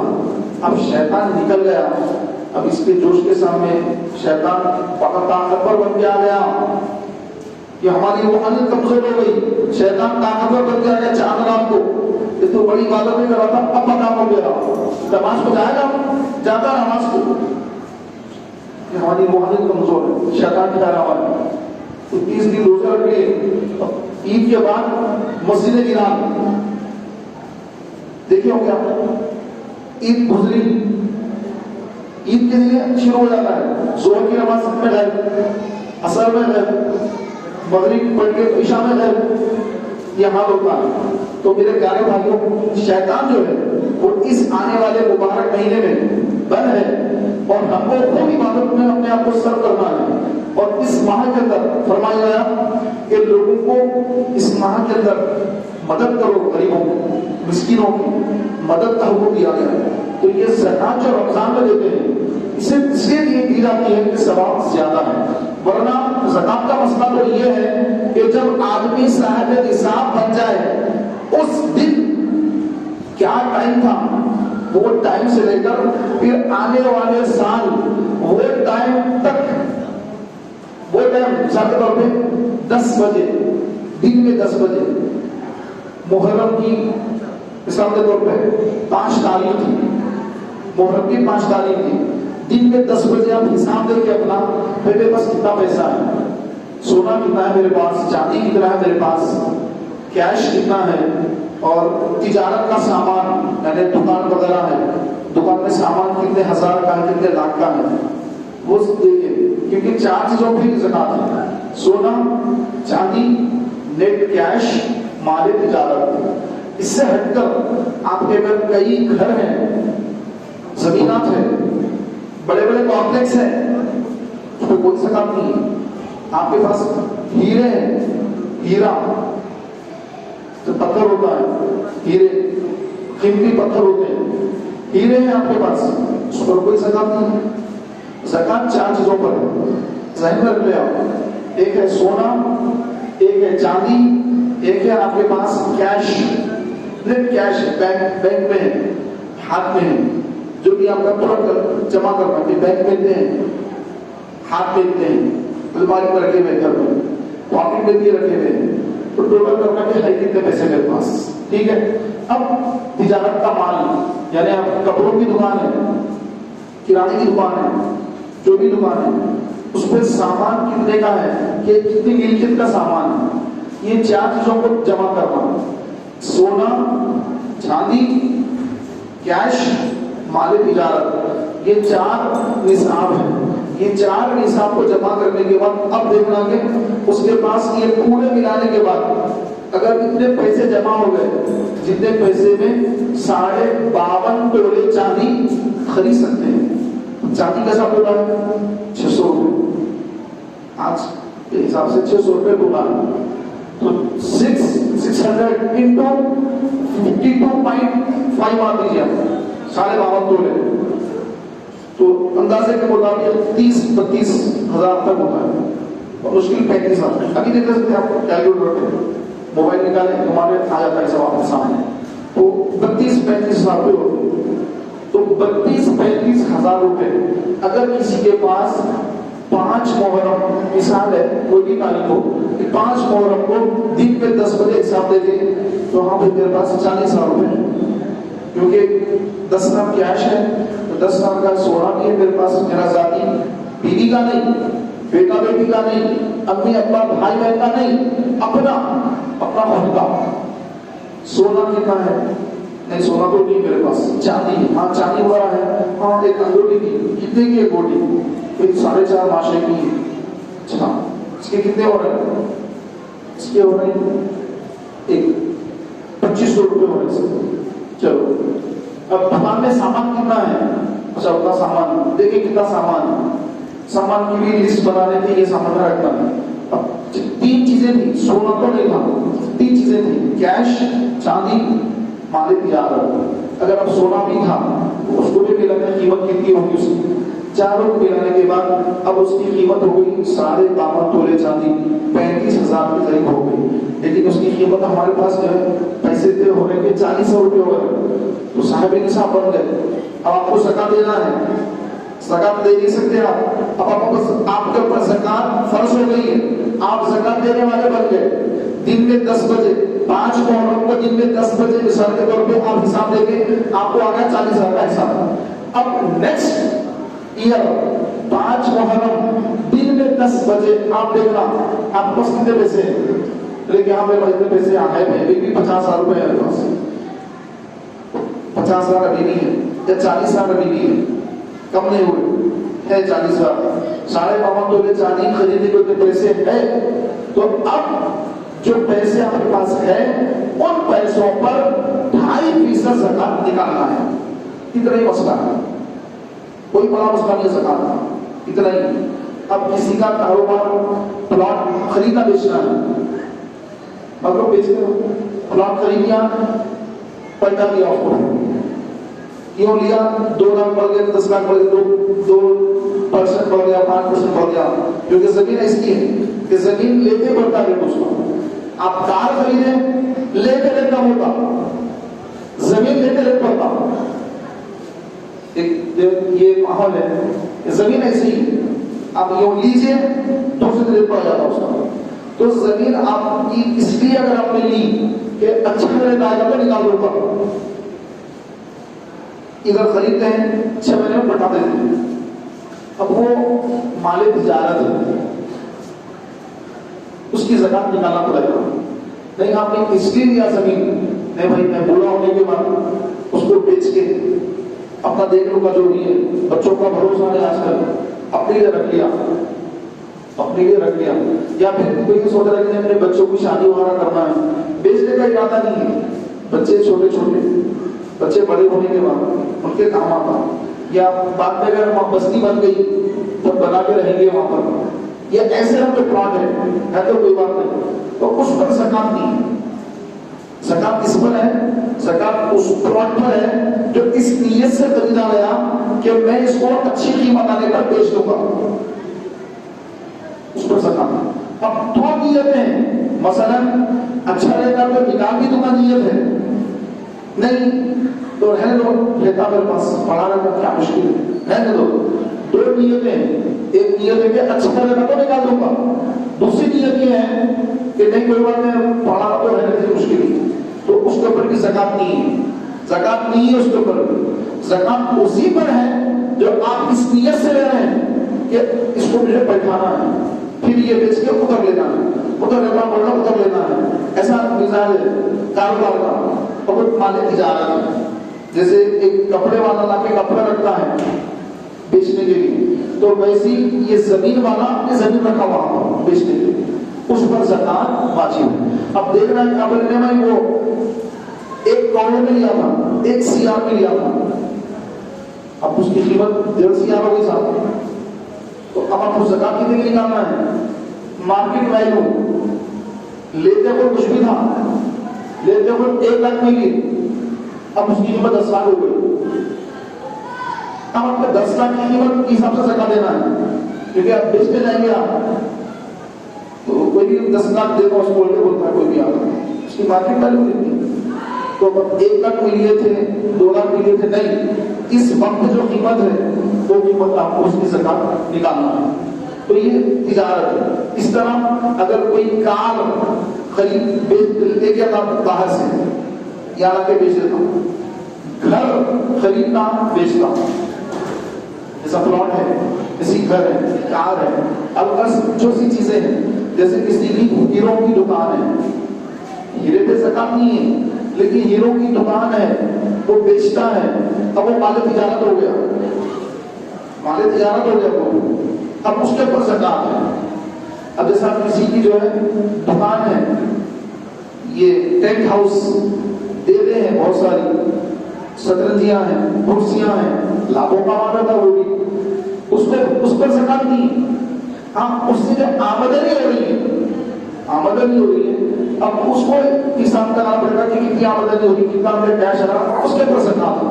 اس طرح اس کا بہت بڑا جو ہے کمپلیکس ہے، اور ہزاروں لوگ اس میں جو ہے اپنی اپنی دکانیں ڈالے ہوئے ہیں، بڑا کمپلیکس ہے، تو کمپلیکس پر زکات نہیں ہے۔ اس میں جو رینٹ آ رہا ہے، کرایہ آ رہا ہے، کسی کا 10 لاکھ کرایہ، کسی کا 20 لاکھ، کسی کا 50 لاکھ، کسی کا 1 لاکھ، کسی کا 2 لاکھ، الگ الگ کرایہ بھی، تو جتنا کرایہ آ رہا ہے وہ کرایہ کو جمع کرنا ہے، جمع کرنے کے بعد وہ جتنی رقم ہو رہی ہے وہ 1 سال تک دیکھنا ہے، کہ 1 سال پہلے کتنی تھی اب کتنی ہے۔ اگر جیسے بھی میں نے زکات کا مسئلہ عرض کیا، تو اب اگر ایسا کہ مثال کے طور پر کوئی صاحب نصاب بن گیا 5 محرم، اس کے بعد پھر 4 محرم کو 10 لاکھ روپے آ گئے، 10 لاکھ روپے آ گئے، اب اس کو بھی ملا لینا حساب میں، نہیں یہ تو بس ابھی آئے نہیں، آپ پہلے سے صاحب نصاب ہے، ہاں پہلے سے صاحب نصاب نہیں تھے، ایک دم آپ کے پاس پیسے آ گئے، تو اب اس پہ زکات نہیں، اس کو بھی 1 سال گزرنا، اس کو 1 سال گزرنا ہے، لیکن پہلے سے صاحب نصاب تھے، اب زکات نکالنے کا ڈیٹ آ گیا، ٹائم آ گیا، اس سے پہلے آپ کو 1 لاکھ آئے، 10 لاکھ آئے، 10 کروڑ آ جائے، اب آپ کو پوری اس کی زکات ادا کرنا ہے، کیونکہ اب پہلے سے صاحب نصاب جو ہے۔ تو زکات کے جو معاملے ہیں یہ بڑے باریک معاملے ہیں، تو اس معاملے کے اندر پیارے بھائیوں ہر ایک کو جو ہے اس کی معلومات حاصل کرنا، اس شخص کو جو زکات کیا دینے کے قابل بن گیا۔ اور حضور کی سنت تو یہ ہے کہ سرکار نے زندگی میں کبھی زکات ادا ہی نہیں کی، کیونکہ سرکار نے مال جمع ہی نہیں کیا، جو بھی مال آیا صدقہ کر دیا، جو آیا دے دیا۔ ایک واقعہ علیہ السلام نے عشاء کی نماز سرکار نے پڑھائی، اور اس کے بعد جلدی کاشا نقص تشریف لے گئے، اور پھر لا کر ایک سونے کا ٹکڑا لا کر مسکینوں میں، یتیموں میں، بیووں وغیرہ میں، غریبوں میں تقسیم کر دیا، دے دیا کسی کو۔ صحابہ نے پوچھا یا رسول اللہ آج آپ جلدی چلے گئے تھے پھر واپس آئے ہیں، کیا معاملہ ہے یا رسول اللہ؟ تو سرکار علیہ السلام نے فرمایا کہ میرے پاس جتنا سونا وغیرہ تھا وہ سب تو میں صدقہ کر دیا، لیکن سونے کا ایک ٹکڑا رہ گیا تھا، سونے کا ایک ٹکڑا میرے پاس رہ گیا تھا، تو میں جلدی اس کو صدقہ کر دیا کہ کہیں رات میں میرے ساتھ نہ رہ جائے، رات میں آرام کروں گا تو میرے ساتھ وہ سونا نہ رہ جائے، تو لے جا کر جلدی میں اس کو صدقہ کر دیا۔ تو ایک رات بھی سرکار اپنے ساتھ سونا رکھنا پسند نہیں فرمایا، اس کو صدقہ کر دیا۔ تو زندگی میں 63 سال، اعلان نبوت کے بعد 23 سال، اعلان نبوت سے پہلے 40 سال، تو اعلان نبوت کے بعد 23 سال آقا علیہ السلام نے کبھی اپنے پاس نہ سونا رکھا، نہ چاندی رکھا، نہ مال تجارت رکھا، نہ کیش رکھا، پیسہ رکھا، کچھ نہیں رکھا، جو آیا تقسیم کرتے گئے، جو آیا دیتے گئے، کبھی رکھا نہیں۔ صحابہ کرام کے پاس بھی پیسہ آتا تھا، تجارت کرتے تھے صحابہ، تو فرمایا، پوچھا یا رسول اللہ ہم جو یہ سونا جمع کر کے رکھتے ہیں، ہمارے پاس مال بھی بہت ہے، اللہ نے برکت دی ہے، تو کیا قیامت کے دن یہ جو آیت نازل کی گئی کہ جس نے سونا رکھا، جس نے مال جمع کیا، یہ مال جمع کرنے پر جو وعیدیں آئی، کیا ہم کو بھی اس کے بارے میں پوچھ ہوگی، کیا ہم کو بھی عذاب ہوگا؟ تو آقا علیہ السلام نے فرمایا یہ عذاب ان کو ہوگا جو اس کی زکات ادا نہیں کرتے۔ پیسہ جمع کرنا یہ گناہ نہیں ہے، اس کی زکات ادا نہ کرنا یہ جرم ہے، اس پر پکڑ ہے۔ اگر کسی کے پاس پیسہ ہے، سونا ہے، چاندی ہے، کیش ہے، اللہ نے صاحب نصاب بنا دیا ہے، تو اب حکم یہ دیا گیا کہ اس کو جتنی رقم اللہ نے زکات کے لیے مقرر کی ہے 2.5%، تو اس کی پوری زکات ادا کر دے گا، تو اللہ کے یہاں کوئی پکڑ نہیں، مال جمع کر کے رکھنے میں وہ نہیں آئے گا، کیونکہ اس نے زکات ادا کر دی، اس نے مال کا حق ادا کر دیا، کوئی گرفت نہیں ہے، کوئی اس کی قیامت پہ پکڑ نہیں ہے، بلکہ فرمایا کہ زکات ادا کرنے والے اللہ تعالیٰ ان کو عرش کے سائے میں جگہ عطا فرمائے گا، زکات دینے والوں کا، اور ان کا مال دنیا میں بھی اللہ محفوظ کرے گا، نہ وہ چوری ہوگا، نہ ڈوبے گا، نہ جلے گا۔ فسادات ہوتے ہیں، فسادات میں مسلمانوں کے دکان چن چن کے جلائے جاتے ہیں۔ ہمارا بچپنا تھا، ہیبٹس جلا دیا گیا، ہیبٹس پورا جلا دیا گیا۔ تو ایک دکان تھی، وہ دکان مسلمان صاحب کی دکان تھی، وہ نہیں جلی۔ تو بعد میں لوگوں نے پوچھا کیا ہے بات، کیا ہے صاحب، ادھر کی دکان جل گئی، ادھر کی دکان جل گئی، ادھر کی دکانیں جل گئے، پورے کوٹ کر کے کون سی مسلمان کی دکان ہے، بورڈ پہ کیا لکھا ہوا ہے، رحیم اینڈ سنس، جلاؤ اس کو، دوسرا نام ہے اس کو چھوڑ دو۔ چن چن کے مسلمانوں کی دکانیں جلائی گئی، ایک دکان مسلمان کی جلی نہیں، نہ اس کی کسی نے ٹچ کیا، نہ کسی کی آنکھ اس پر پڑی، محفوظ ہے۔ بعد میں جب لوگوں نے پوچھا آپ کی دکان کیوں نہیں جلی صاحب، بولے کہ مجھے بھی پتا نہیں کیوں نہیں جلی، البتہ ایک بات ہے کہ جب رمضان آ جاتا تو میں اپنی دکان میں جتنا مال ہے برابر حساب کرتا ہوں، پورے مال کی زکات ادا کرتا ہوں۔ ہر سال میرا یہ طریقہ رہا، کبھی زکات روکا نہیں، کبھی زکات نہیں روکا، جیسے زکات پاس ہوئی پوری پوری نکال کے مستحق کو دے دیا۔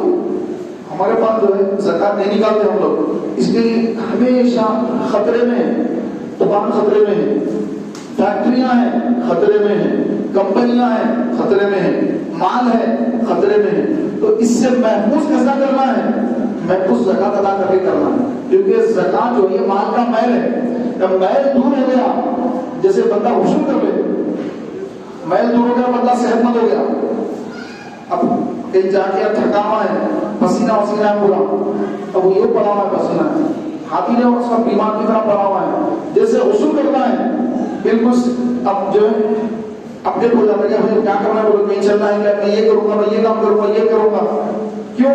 میل کچھ نکل کا جسم سے. تو زکات بھی ایسے ہی، زکات مال کا میل ہے، اس لیے سید کو دینا حرام ہے. سید کو دینا حرام کیوں؟ میل ہے وہ، غیر سید کو دینا. سید کو دیں گے تو ادائی نہیں ہوگی بلکہ گناہ ہوگا. سید صاحب بھی جائز نہیں لینا. تو یہ مال کا میل ہے. تو یہ جب نکل جاتا ہے اب اس مال کی اللہ حفاظت کرتا ہے. کفار جلانے کے لیے آ جائیں تب بھی اللہ آنکھیں بند کر دیتا ہے. ان کی آنکھوں میں پردے پڑ جاتے ہیں، ان کو دکان نظر نہیں آتی. کیوں؟ وہ دکان والا زکات دینے والا جو ہے، زکات ادا کرنے والا ہے. نہ شارٹ سرکٹ ہوگا، نہ آگ لگے گی، کوئی لا کے پیٹرول ڈال کر آگ نہیں لگا سکتا، کوئی چور ڈکیت ڈاکہ نہیں ڈال سکتا. اللہ حفاظت کروا رہا ہے. چوری نہیں، جلے گا نہیں. کشتی میں مال آ رہا تھا، ڈوبے گا نہیں، اس کا مال سلامت آئے گا، کبھی ڈوبے گا نہیں. سمندروں سے مال آتا ہے، بمبئی کو مال آتا ہے، دبئی کو مال آتا ہے. کنٹینر، بڑے بڑے کنٹینر ہوتے ہیں، شپ میں آتے ہیں، شپوں میں آتے ہیں کنٹینر، پھر کنٹینر ٹریلر پہ ہو کر سیڑھیوں میں آتے ہیں. آتے تو سمندروں سے، دوسرے ممالک سے. تو پھر وہ مال جو ہے، جو جس کا مال ہے، اگر وہ زکات دینے والا ہے، وہ کنٹینر میں مال اس کا سیو ہے، کبھی ڈوبے گا نہیں. ورنہ کون سا جہاں سے ٹائٹینیم کیا نام تھا اس کا؟ جی ہاں، ٹائٹن.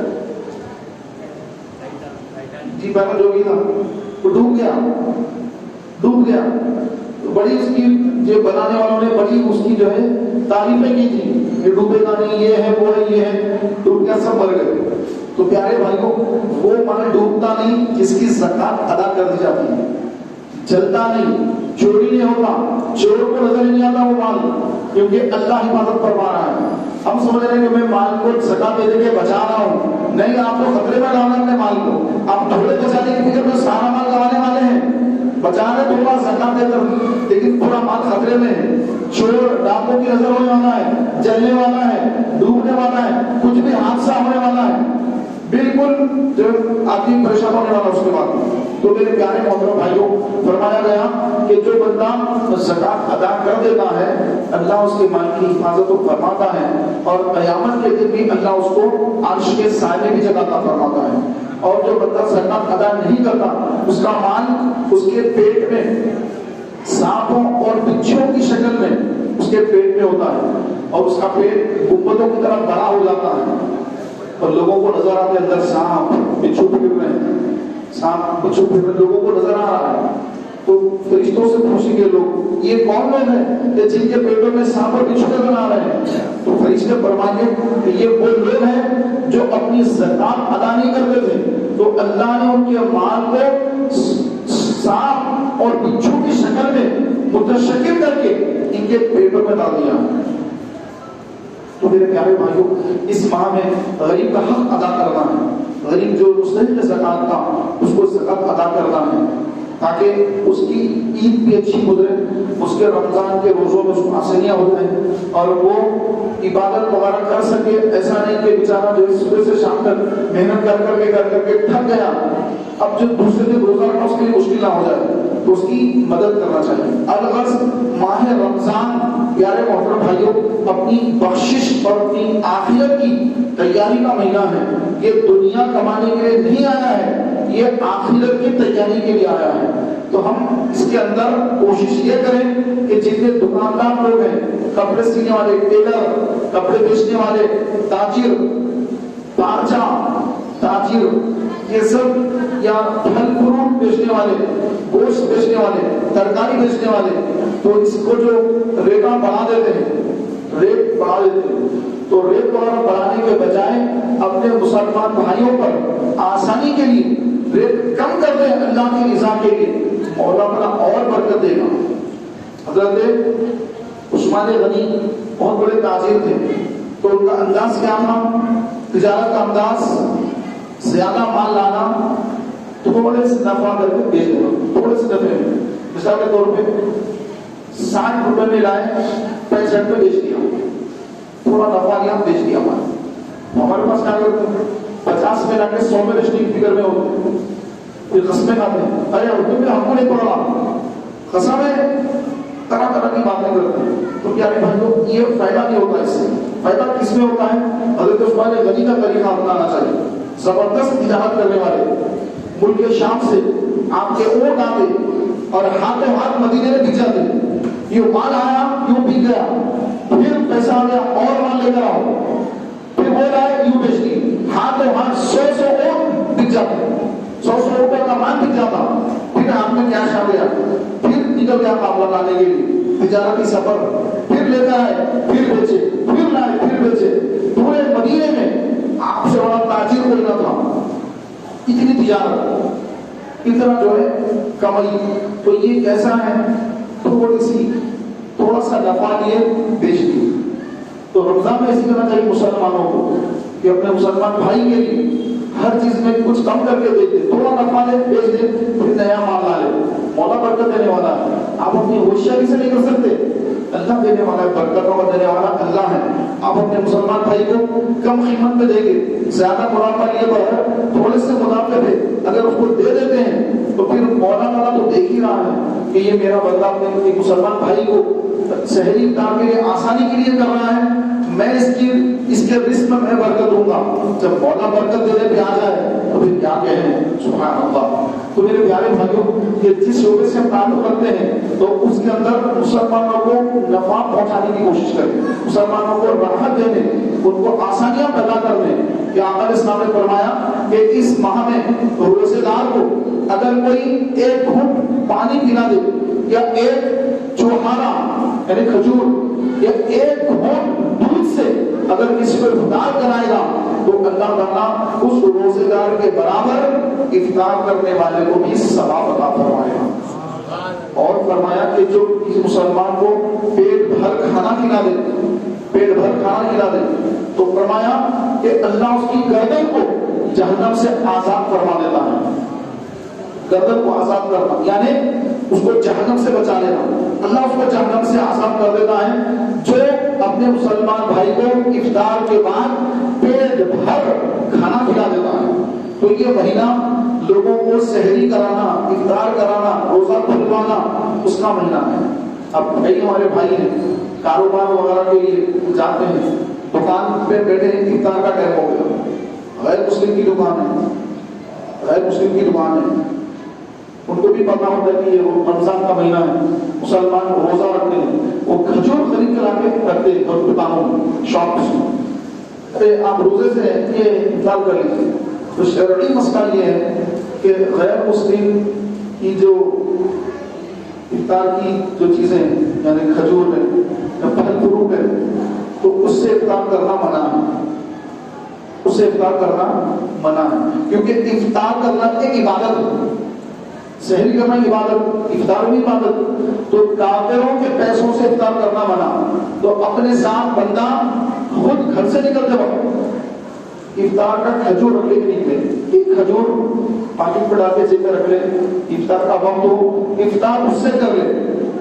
उसके बाद अगर वो गैर मुस्लिम की दुकान है और वो कुछ दे रहा है, भाई ये भी आप अच्छा फ्रेश माल है, ये फ्रेश जो है फ्रूट्स है, आप ये लीजिए, वो दे रहा है तो आप बिल्कुल खा सकते। लेकिन इफ्तार को पहली मरतबा जो इफ्तार कर रहे हैं, जो खा रहे हैं, इफ्तार कर रहे हैं, इफ्तार के बाद जो है वो अपनी कमाई का अपना पैसा हो या एक छोटी बोतल पानी की बोतल आपने रख ली, अपने पानी से आपने इफ्तार कर लिया, ये ठीक है। उसके बाद अब आप उसका भी खा सकते हैं, उसमें बजाता नहीं। तो इफ्तार अपने चीज से करना है, ये हो गया। दूसरा, ये प्यारे मोहतरम भाइयों, हमारे कई मुसलमान भाई जो है इफ्तार का वक्त नहीं हुआ, सहरन बच जाते हैं, 5 मिनट बाकी है, सहरन बजा देते लोग, समझ रहे हैं? कौन बजाते सहरन? सुनी नहीं बजाते, मस्ता जो भटक गए वो लोग सहरन बजा देते हैं। सहरन बजाकर अब आम मुसलमान भाई जिनको कुछ पता नहीं, अरे सहरन हो गया, सहरन हो गया, खा लो, लेट नहीं करना, इफ्तार में लेट करना मना है। अरे ये हदीस तो मालूम हो गया, लेकिन हदीस किसके बारे में ये तो नहीं मालूम। بھئی جلدی کرنے سے مطلب کیا ہے؟ جلدی سے مراد کیا ہے؟ جلدی سے مراد یہ نہیں ہے کہ ٹائم شروع ہونے والا پر آپ جلدی کر کے جو ہے اپنا روزہ برباد کر رہے ہیں. جلدی یہ نہیں ہے. جلدی کیا ہے کہ ایسا نہ کریں کہ پہلے مغرب کی نماز پڑھ رہے ہیں, مغرب کی نماز پڑھنے کے بعد اب افطار کر رہے ہیں, تو یہ طریقہ سے منع کیا گیا ہے. جلدی سے مراد یہ ہے کہ جب افطار کا وقت ہو جائے, سورج غروب ہو جائے, اب ایسا نہیں کہ اذان دے رہے ہیں, نماز پڑھے مغرب کی 3 فرض 2 سنت 2 نفل, اس کے بعد ذکر وغیرہ کرے, دعا کرے, اب اس کے بعد ہاں بھائی کہاں ہے افطار کر کے لاؤ, کھجور لاؤ. یہ راستے کا طریقہ ہے, سنیوں کا نہیں. تو ہمارے پاس کیا ہے, وقت جب ختم افطار کا وقت ہو جاتا ہے, سورج غروب ہو جاتا ہے, تو احتیاط کرتے ہیں, 1-2 منٹ کی احتیاط کر لیتے ہیں کہ غلط نہ ہو جائے, اس کی گھڑی غلط نہ ہو, اس کی گھڑی غلط نہ ہو. تو احتیاطی طور پر 1-2 منٹ دعائیں کر لیتے ہیں وہ ٹائم پر. اس کے بعد ہم دعا پڑھ کر افطار کرتے ہیں, اور دعا بھی بعض لوگ پہلے پڑھتے ہیں جبکہ دعا بعد میں پڑھنا ہے. دعا افطار کرنے کے بعد دعا پڑھنا ہے. دعا اللہ تعالیٰ کا حسن تو وہ دعا بولو میں ایک تو دعا بھی آپ دعا کرنے کے یا اللہ میری مغفرت کر دے, میرے گناہ معاف کر دے, وہ تو الگ ہے. ایک افطار کی دعا ہوگی, اللہم لک صمت و بک آمنت و الیک توکلت علی رزقک افطرت فتقبل منی. ٹھیک ہے, تو یہ افطرت جو ہے نا, افطار کیا, افطار کیا, افطار کیا کرے, افطار نہیں افطار کیا بول رہے ہیں, تو وہ دعا کا پڑھنا افطار کرنے کے بعد پڑھنا ہے. اور کئی بھائی پہلے پڑھتے ہیں پھر افطار کرتے ہیں. تو بسم اللہ الرحمن الرحیم پڑھ کر افطار کر لے, کھجور کھا لے, پانی پی لے, افطار ہو گیا. اس کے بعد اب یہ دعا پڑھے, اللہم لک صمت و بک, یہ دعا پڑھے. اس کے بعد دعا بھی کرے, کیونکہ وہ دعا کی قبولیت کا وقت ہے. ہم کھانوں میں رہ جاتے ہیں اور وہ قیمتی ٹائم چلے جاتا ہے. اس کے بعد بے شک اللہ نے دیا ہے ضرور کھائیے, کیونکہ رمضان میں جتنا بھی کھائیں گے, جتنا پہنیں گے, حساب ہی نہیں. کچھ بھی کھا لو حساب نہیں, کچھ بھی پہن لو حساب نہیں. رمضان گیا حساب شروع. جو بھی کھائیں گے, پہنیں گے, استعمال کریں گے, ہر چیز پہ حساب ہے. رمضان میں حساب نہیں. آپ جتنا چاہے کھائیں, پیئیں, پہنیں, کوئی حساب نہیں. تو اللہ نے نوازا ہے تو کھانا بھی چاہیے, کھلانا بھی چاہیے, لیکن وقت جو ہے ہر چیز کا ایک وقت ہے. اے رضا ہر کام کا ایک وقت ہے. وہ وقت پہ وہ کام کرنا ہوتا ہے. جب جو سمجھ میں کرتے چلے جا رہے ہیں تو پوری جو ہے وہ پوری مٹی بگاڑ دی اس طرح سے. تو ایسا نہیں, صحیح ٹائم معلوم کریں اپنے موبائل میں کہ کیا ٹائم ہے افطار کا. مغرب کا ٹائم کیا ہے, 6:28 کو مغرب کا ٹائم ہو رہا ہے. 6:30 کو 6:30 بجے آپ افطار کر لیں. سیروں پر نہ جائیں, اپنے روزے کی آپ حفاظت کریں, ورنہ عبادت برباد ہو جائے گی, روزہ برباد ہو جائے گا. ارے نہیں مولوی صاحب اذان دے دیے تو میں کر لیا, مولوی صاحب سیر بجا دیے, انہوں گنہگار ہیں, انہوں ذمہ دار ہیں. نہیں, انہوں نہیں ذمہ دار, آپ اپنے روزے کی آپ ذمہ دار. انہوں تو گنہگار ہیں, ان کے معاملے کو بہت ہی الگ ہے, ان کے تو آخری ان کے معاملہ بہت الگ ہے. ان کو چھوڑ دیجیے, آپ اپنے روزے کی حفاظت کیجیے. آپ کا روزہ ہے, آپ حفاظت کرنا ہے. حضور کی بارگاہ میں چند بچیاں تھیں اور میں آخری بات ختم کر رہا ہوں. سرکار علیہ السلام نے ایک مرتبہ سب سے فرمایا کہ جب تک میں افطار کی اجازت نہ دوں کوئی افطار نہ کرے. ٹھیک ہے, اب وقت ہو گیا, صاحب آ رہے ہیں, یا رسول اللہ افطار کر لو. سرکار کو ہاں کر لو. پھر کوئی آ کے پوچھے, یا رسول اللہ میں بھی افطار کر لوں. ہاں کرو. اس طرح سے آ رہے پوچھ رہے ہیں. ایک صحابی آئے, بولے یا رسول اللہ میری 2 بیٹیاں ہیں, آپ کے پاس آنے سے شرماتی ہیں, ان کو شرم آ رہی آپ کے پاس آنے, تو وہ اجازت مانگ رہی ہیں افطار کرنا. کیا سرکار فرمائے ان لوگوں نے روزہ کرنا تھا, تو روزہ نہیں, سحری کرے, روزہ پہ نہیں پڑ, لیکن انہوں نے روزہ کیا رکھا, وہ تو دن بھر لوگوں کا گوشت کھاتی رہی.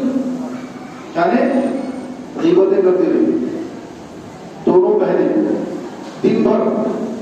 انہیں نہیں انہیں ایسی ہے، نہیں ایسی ہے، ارے وہ بازو پڑوس والی انہیں ایسی ہے، وہ بچی ہے نہیں وہ ایسی ہے۔ آج کل ہمارے پاس بچیاں عورتیں ایک دوسرے کی غیبت بہت زیادہ کرتے ہیں۔ سرکار علیہ السلام وہاں پہ یہ فرمائے کہ انہوں نے روزہ کر رکھا، وہ تو دن بھر گوشت کھاتی رہی، دن بھر گوشت کھاتی رہی۔ آقا علیہ السلام نے فرمایا کہ غیبت کرنا اپنے مردار بھائی کا گوشت کھانے کے برابر ہے۔ مردار گوشت، کوئی دکان پہ کچا گوشت حلال، کچا حلال گوشت ہے وہ نہیں کھایا جاتا، اس کو لا کے دھونا، ادرک لہسن لگانا، تلنا بھوننا پکانا، تو کہیں وہ کھانے کے قابل بنتا۔ اگر نہیں گلا تو دانت درد ہو جاتے کہ گلا نہیں گوشت، ارے گوشت نہیں گلا۔ اب یہ فرمایا غیبت کرنا مردار کا گوشت کھانے کے برابر، حلال نہیں مردار گوشت۔ رمضان میں بھی ہمارے کئی بھائی ایسے ہیں روزہ رکھتے غیبتوں میں مصروف ہیں، تو ایک تو جو ہے ان کے روزے کی روحانیت ختم ہو رہی، دوسرا یہ کہ جس بھائی کی غیبت کر رہے ہیں ہماری نیکیاں اس کے پاس جا رہی ہیں، اسپیڈ میں جا رہی ہے، اور جو مزے سے سن رہا ہے اچھا اچھا ایسا، ہاں پھر کیا انہوں کیا بولے، انہوں ایسا بولے، اچھا اچھا، دونوں کی نیکیاں ڈالے اس کے پاس، جس کی غیبت ہو رہی اس کی دونوں، وہ سامنے آ کر روک دے، بھائی برائے مہربانی یار غیبت مت کرو کسی کی میرے سامنے، اور جیسے بھی ہیں ان کا حساب اللہ کے ساتھ، ارے ایسے ہی ہو ایسے ہی کرتے ہو، ٹھیک ہے بھائی ایسے ہی ہوں گے، لیکن ان کا ذکر آپ میرے سامنے مت کیجیے، آپ کی غیبت میں میں شامل ہونا نہیں چاہتا، آپ جو کر رہے ہیں آپ کر لیجیے، میرے سامنے مت کریے آپ کی ذکر، کیونکہ آپ گنہگار ہو رہے ہیں اور بلا وجہ مجھے بھی آپ نیکیوں سے محروم کر رہے ہیں، بڑی محنت سے نیکیاں کرا اور آپ ایسے جو ہے ان کے اعمال نامے میں ٹرانسفر کرا رہے ہیں بیٹھے بیٹھے، تو ان کا سن بھی لوں گا تو مجھے فائدہ کیا ہوگا، کسی کی برائی سن لوں گا مجھے کیا ملنے والا ہے، میری عبادتیں جا رہی ہے بھائی، عبادتیں کر کے مجھے بچانا ہے، روزے بڑی مشکل سے رکھا، سب گرما میں روزے رکھا، تلاوت کے وقت بڑی مشکل سے تلاوت کرا، زکات بڑی مشکل سے نکال کے لیا، اب ایسے ہی چلیں گے نہیں کیا تو پھر کیسا تو بچانا ہے، عبادت بھی کرنا ہے اس کو صرف بھی کرنا ہے، ایسا نہیں کہ میں تو خود روزہ رکھ رہا ہوں یہ کر رہا ہوں یہ کر رہا ہوں، دن بھر تو غیبتیں ہو رہی ہے، دن بھر کے روزے کا ثواب شام میں چلے گیا، رات بھر تراویح پڑھے، سحری سے پہلے پھر 1 گھنٹہ بیٹھ کے غیبتیں کر رہے ہیں، رات بھر تراویح کا ثواب چلے گیا، تو یہ چیز بڑی اہم ہے، صرف رمضان کی حد تک نہیں ہے، زندگی بھر کے لیے، ہر سال کے لیے ایک ایک لمحے کے لیے اللہ میری آپ کی ہم سب کی حفاظت فرمائے غیبت کرنے سے، اور ہماری غیبت کوئی دوسرا کرے اللہ اس سے بھی ہماری حفاظت فرمائے، ہمیں کسی کی نیکیاں نہیں چاہیے، بھائی میری وہ غیبت کر رہے تھے تو ان کی نیکیاں لے لوں گا جنت میں چلے جاؤں گا، نہیں کسی کی نیکی نہیں چاہیے، ہماری بھی کوئی غیبت نہ کرے، ہم بھی کسی کی غیبت نہ کریں، اللہ ہم کو اپنی رحمت سے داخل جنت کرے، اس کے حبیب کے صدقے میں داخل جنت کرے، کسی دوسرے کی نیکی آپ کو نہیں چاہیے۔ تو پیارے بھائیوں اپنا ذہن بنا لیں کسی کی برائی نہیں کرنا ہے، خاص کر رمضان کا خاص اہتمام کہ رمضان شریف میں اپنے آپ کی حفاظت کرنا ہے، نیکیاں زیادہ کرنا ہے، اور جو گناہ ہو گئے روزانہ رات میں اللہ کے حضور سجدہ ریز ہو کر اپنے گناہوں کی معافی طلب کرنا ہے، کیونکہ یہ معافی کا ہی مہینہ ہے، بخششوں کا مہینہ ہے، رحمتوں کا مہینہ ہے، اپنے آپ کو سدھارنے کا مہینہ ہے۔ غصہ آ جائے خاموش ہو جائے، کوئی روزے میں ہے آپ بھی روزے میں بحث تکرار جھگڑے سے اپنے آپ کو بچائیے، نہیں جھگڑا نہیں کرنا، میرا روزہ ہے میں روزے سے ہوں، آپ پیچھے ہٹ جائیں، کوئی آپ کو یہ نہیں کہا کہ ارے یہ ڈرپوک ہے بڑا گھبراتا یہ فلاں ہے فلاں ہے، ایسے باتیں سن کر جذباتی نہ بن جائے، بعض لوگ جذبات میں آتے ہیں ارے ڈر گیا دیکھ، تو بھائی میں اللہ سے ڈروں کسی سے ڈرتا نہیں، رمضان کا مہینہ ہے مجھے جھگڑا نہیں کرنا ہے، مجھے فساد نہیں کرنا ہے، میں اپنے رب کو راضی کر رہا ہوں، یہ ذہن بنائے بنتا، نہیں میں تو لڑوں گا ماروں گا مروں گا تو اسے کچھ ملنے والا نہیں، اب تو کوئی مارے گے تو کچھ ملے گا نہیں، مرے گے کسی مسلمان کے ہاتھ تو بھی آپ کا نقصان، کسی کو ماریں گے تب بھی آپ کا نقصان، اس میں کوئی فائدہ نہیں ہے، وقتی طور پر شیطان تو بھڑکاتا ہے، شیطان تو ایسا اس کو جو اس وقت لڑنے کے لیے حملہ کرتا ہے، تھوڑی دیر کا وقت ہوتا ہے، وقت گزر گیا، بعد میں آدمی سوچے یار اچھا ہی ہوا میں پیچھے ہٹ گیا، ورنہ کہاں جھگڑنے پڑتے۔ تو پیارے بھائیوں، رمضان میں مسجدوں کے اندر نئے نئے نمازی بھی آتے ہیں، اسے بارش ہوتی ہے تو تالاب میں جو ہے لال پانی بھی آ جاتا ہے، سمجھ رہے نا، کیچڑ کا پانی بھی آ جاتا ہے، تالاب کا پانی بڑھ جاتا ہے، تو مسجد میں بھی ایسے لوگ آ جاتے ہیں، آ کر یہ ایسا کیوں کرے، ایسا کیوں کرے، یہ کیوں کرے، بچوں کو لے جاتے مسجد میں، چھوٹے چھوٹے بچے، ان کے بچے شور کرتے۔ اگر کوئی مسجد کی کمیٹی کے لوگ بچوں کو جو ہے سمجھائے، روکائے، ارے اور مت جاؤ، ایسا مت کرو، کیا بولے ہمارے بچے کو، جھگڑا۔ تو رمضان میں جو ہے بہت سارے جھگڑے شروع ہو جاتے، مسجدوں میں لڑائی، مار پیٹ، فساد، گالی گلوچ۔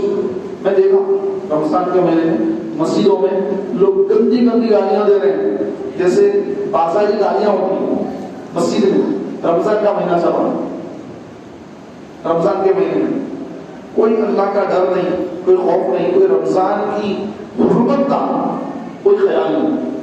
تو جو رمضان کا خیال نہیں کرتا، رمضان کا احترام نہیں کرتا، تو رمضان بھی قیامت کے دن اس کی شفاعت نہیں کرے گا۔ اور جو رمضان کا اہتمام کرے، اس میں اپنے آپ کو گناہوں سے بچائے اور نیکیاں کرے، تو رمضان بھی میدان حشر میں اپنے اس بندے کی شفاعت کرے گا اور عرض کرے گا کہ یا اللہ، یہ بندہ دن میں بھوکا رہتا تھا اور رات میں یہ قیام میں تلاوت میں رہتا تھا، اے اللہ میری شفاعت اس بندے کے حق میں قبول فرما۔ تو رمضان کو بھی اپنا شفیع بنانا ہے، ہمارا شفاعت کرنے والا رمضان بن جائے، تو اس طرح رمضان کی تیاری کرنا ہے۔ تو رمضان میں پیارے محترم بھائیوں، اپنی زکات وغیرہ سب سے پہلے اپنے قریبی رشتے دار، اپنا بھائی، اپنی بہن، اگر یہ مستحق ہیں، غیر سید ہیں، تو سب سے پہلے ان کو زکات دیجیے۔ اس کے بعد اپنے چاچا زاد، تایا زاد، خالہ زاد، ماموں زاد، بھائی بہن، ان کی مدد کریں۔ اس کے بعد پڑوسیوں کی، پڑوس میں اپنے گھر کے بازو ہی ہے کوئی غریب ہے بیچارہ، اس کی مدد کریں، پڑوسیوں کی، جان پہچان والوں کی۔ اور اس کے بعد دینی مدارس جو ہمارے قلعے ہیں، اس پر دگنا ثواب ہے۔ آپ مدرسے میں پیسے دے رہے ہیں، دینی کام میں پیسے دے رہے ہیں، تو اس سے جو دینی کام ہوگا، یا مدرسے میں جو بچے حفظ کر رہے ہیں، تو وہ جو حفظ کریں گے تو ان کو جتنا ثواب مل رہا ہے، تو جن کے پیسوں سے وہ حفظ کیے ان کو اس کے برابر ثواب مل رہا ہے۔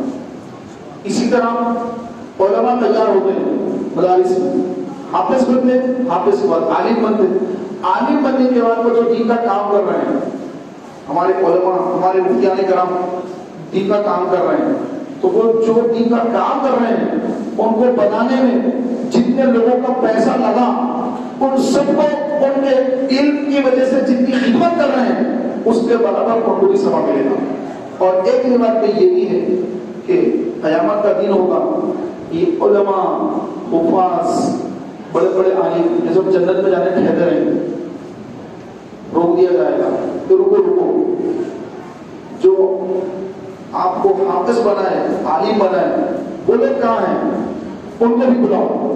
وہ مالدار لوگ جو اپنے پیسوں سے دینی کاموں میں آگے رہتے، مدرسے میں لا کے دے دیتے زکات، کہ بھائی بچے حافظ بننا، بچے دین کا کام کرنا، بچے دنیا دار نہیں بننا، حفظ کر رہے ہیں، اس کے بعد ان کے آگے کا معاملہ ایسا رہنا، حفظ کرنے کے بعد پھر چلے گئے کاروبار میں، ایسا نہ ہو، حفظ کرنے کے بعد دینی فیلڈ میں رہے، دینی فیلڈ میں ہی رہے۔ اب ہمارے کئی حافظ ہیں، حفظ کرتے نکل جاتے ہمارے پاس سے، چلو بھائی اب جو ہے کوئی دبئی جا رہا، کوئی امریکہ جا رہا، ڈریسنگ ایسی ہے، ارے وہ حافظ صاحب ہے، ڈریسنگ کو حافظ صاحب نہیں دکھ رہے، ان کو یہ غربت دیکھ رہے ہو، اور غربت دیکھ کے غربت سے گھبرا کر آدمی بنا کہ بھائی میرے کو یہ دینی کام میں رہنا ہے، یہاں پہ بڑی ذلت ہے، پیسہ ہاتھ میں نہیں، بہت پریشانیاں ہیں، نہیں میں یہ سب نہیں، میں جا رہا ہوں دبئی، کچھ بھی کر لوں گا وہاں پہ، دبئی جا رہا ہوں، بھائی ہمارے کینیڈا میں رہتے، کینیڈا جا رہا ہوں، 5 سال مدرسے میں پڑھ کے بچہ جو دنیا دار بنے جا رہا ہے، کیوں؟ اس کے بعد پیسہ نہیں۔ تو میرے پیارے بھائیوں، تو جو لوگ دینی مدارس میں، دینی کاموں میں اپنی زکات، عطیات، فطرے وغیرہ دیتے ہیں، اس سے جو دین کا کام ہوتا ہے، لوگوں کا ایمان بچتا ہے، لوگوں کو شریعت معلوم ہوتی ہے، لوگوں کو طلاق کے مسائل معلوم ہوتے ہیں، ان کا دین سلامت رہتا ہے، فطروں سے بچتے ہیں، طرح طرح کے مسائل سے بچتے ہیں، تو یہ سارا ثواب جو علماء کو مل رہا ہے، جو دنیا بھر میں علماء پھیلے ہوئے ہیں، اس کے برابر ثواب ان کو بھی ملے گا قیامت کے دن۔ اللہ تعالیٰ عز و جل ان کو بھی، جن کے سبب یہ حافظ بنے، عالم بنے، فاضل بنے، مفتی بنے، وغیرہ وغیرہ جو بھی بنے، تو جو بنانے میں جو لوگ ان کی مدد کرے، اللہ تعالیٰ ان کو ان سے پہلے داخل جنت فرما دے گا۔ کیونکہ اگر یہ مدد نہ کرتے تو یہ حافظ بھی نہیں بنتے، تو پہلے ان کو داخل جنت فرمائے گا اللہ، بعد میں ان کو داخل جنت فرمائے گا۔ تو آپ اپنی زکات، اپنے عطیات، اپنا فطرہ، یہ سب سنی مدرسے جو ہیں، اہل سنت جماعت کے دینی مدارس، وہاں پر دیجیے۔ ہمارے بھائیوں کو معلوم ہی نہیں کہاں دینا، ارے وہ موسیٰ بول کے گئے تھے، کہاں سے آئے تھے؟ ارے وہ وہاں سے آئے تھے، دیکھا ہے مدرسہ؟ نہیں، رسید بک لائے تھے۔ ارے ایسے رسید بک، فیک رسید بک تو بہت ہے بھائی، کوئی بھی چھپانا لے کے آیا تھا۔ آپ دیکھیں مدرسہ جا کے کتنے لوگ پڑھ رہے ہیں، انہیں فون نمبر ہے، بتا رہا ہے، فون اٹھا کے بولتا آپ کو وہاں پہ ریڈی ہے، جس کا فون اٹھا کے بول دوں گا ہاں ایسا ایسا ایسا ہے، کاروبار ہے۔ تو یہ مسلمان نہیں، غیر مسلم ہے اس کے اندر۔ کئی ایسے ہیں غیر مسلم جو رمضان کے مہینے میں تھوڑی داڑیاں بڑھ جاتی ہیں، کرتا پہن لیا اور ایک پٹکا بن لیا، جی ایک جو ہے رومال ڈال کے آئے ہوں، لوگ سمجھ رہے ہیں یہ مول صاحب پیش آئے، ہاتھ میں رسید بک ہے۔ کئی ایسے آپ نے دیکھا ہوگا سوشل میڈیا پر، لوگوں نے پکڑا ان کو، بے نقاب کیا، نام غیر مسلم، کہاں کا رہنے والا، کوئی ادھر کا ہے کوئی ادھر کا ہے، حیدرآباد کا کوئی ہے ہی نہیں اس کے اندر، دکانوں پر پھر رہے ہیں، دکان والے صاحب بھی آتے جو ہے اپنی زکات دے دے رہے ہیں، عطیات ان کو دے دے رہے ہیں، فطرہ دے دے رہے ہیں، تحقیق کیا اپنی کون ہے کیا ہے، بس اللہ دیکھ رہا ہم دے رہے ہیں۔ ایسا نہیں ہے میرے بھائی، اللہ دیکھ رہا، اللہ ہر جگہ دیکھ رہا ہے، آپ دے رہے تو بھی دیکھ رہا، نہیں دے رہے تو دیکھ رہا اللہ تعالیٰ، لیکن اللہ کا حکم ہے کہ تحقیق کر کے دو، صحیح آدمی کو دو، آپ غلط کو دے رہے ہیں، زکات ادا نہیں ہوگی، آپ بعد میں پکڑے جائیں گے، بولے گا میں تو دے دیا تھا، تو ایسا نہیں۔ تو سامنے والا کون ہے کیا ہے اس کی تھوڑی جو ہے معلومات حاصل کر کے زکات ادا کی جائے، ورنہ زکات برباد ہو جائے گی۔ بعض لوگ وہابیوں کے مدرسے میں دیتے ہیں، نجدیوں کے، دیوبندیوں کے، اہل حدیثوں کے مدرسوں میں، کون دے رہا ہے؟ سنی دے رہا ہے، اعلیٰ حضرت کا چاہنے والا ہے، سنی ہے، مسلمان بہترین سنی، سلام پڑھنے والا، درود پڑھنے والا، زکات کہاں دے رہا ہے؟ وہابیوں کو دے رہا ہے، اس کو پتہ ہی نہیں کہ کہاں دینا کہاں نہیں دینا۔ تو میرے پیارے بھائیوں، سنی سلام پڑھنے والا، فاتحہ درود دینے والا، یہ یہاں وہاں کے دینی مدرسوں میں، دین نہیں یہ بے دینی مدرسے ہیں، کوئی اسلامی جماعت نہیں، غیر اسلامی جماعت نہیں، تو یہ ایسا کو جو ہے پیسہ دے کر اپنی زکات کو رائگاں نہ کریں۔ جو اہل سنت ہے، سنی ہے، دینی مدارس اہل سنت و جماعت کے، چاہے کوئی بھی مدرسہ ہو، سنی ہو، اس کو دیجیے تاکہ ہمارے قلعے مضبوط ہوں۔ یہ مسلمانوں کے دین کے قلعے ہیں، اس کو مضبوط کیجیے تاکہ ہمارا ایمان محفوظ رہ سکے۔ آپ اگر وہابیوں کے مدرسے میں دیں گے، اس سے گستاخ رسول حافظ تو بن گیا، ساتھ ہی ساتھ حضور کا گستاخ بھی بن گیا، عالم بن گیا، گستاخ رسول بھی ہے۔ اب کتنے سنیوں کو بھٹکائے گا، کتنے سنیوں کو گمراہ کرے گا۔